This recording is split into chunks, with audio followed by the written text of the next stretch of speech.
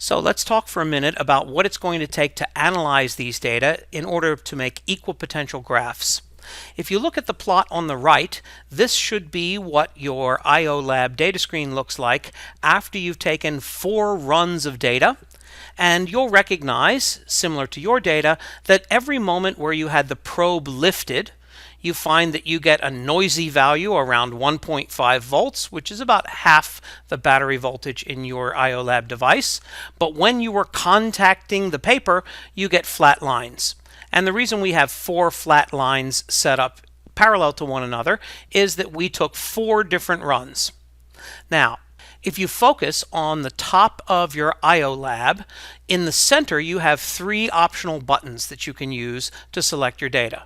One that you're fairly familiar with at this point is the zoom button, which has 3 options. That is zoom by a rectangle, zoom only on the horizontal axis, and zoom only on the vertical axis.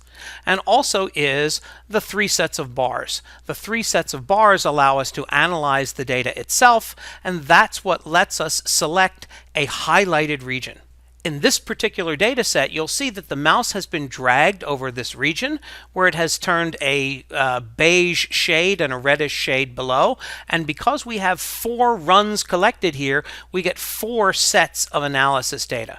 Now, please don't pay attention to these numbers on the left. They happen to be corresponding to where the cursor happens to be sitting at this time. These boxes to the right are the analysis of the data within the highlighted region. Each portion of the region has a mean, it has a sigma, which is an error bar, an area, which we don't care about, and a slope, which we certainly don't care about. And so for this, the 1, 2, 3, 4, 5th measurement, we see that our numbers will be 0.284, 0.427, 0.643, and 0.577 for each of the 4 passes we made with the voltage probe. Therefore, in order to make the 5th column of measurements in my Excel sheet, I'm going to put exactly those values, 0.284, 0.427, etc. And as I continue on, I can fill in all the rest of the values. And then my spreadsheet looks like this, in that I have captured all of the voltage values at each of the locations where I made a measurement. Now we need to plot this data. And to do so, what we're going to do is highlight the data itself, go to the Insert menu in Excel, and up here, this thing that looks sort of like a spider web is the thing that allows you to make surface forms of plots. And what we're going to begin by making is a surface plot. So there it is. This is the surface plot of the voltages that we made. It's already kind of pretty. I'm not going to tell you what kind of a configuration this data was from, but I'm betting that looking at the figure itself, you can guess. However, in order to make it more quantitative, what we want to do is we want to control the locations where the color changes. And to do that, what I'm going to do is right-click on the chart itself. I'm going to choose Format Chart Area, which is going to bring up a series of menus on the right-hand side. Now, I'm not actually interested so much in formatting the chart area as in deciding how the colors will change.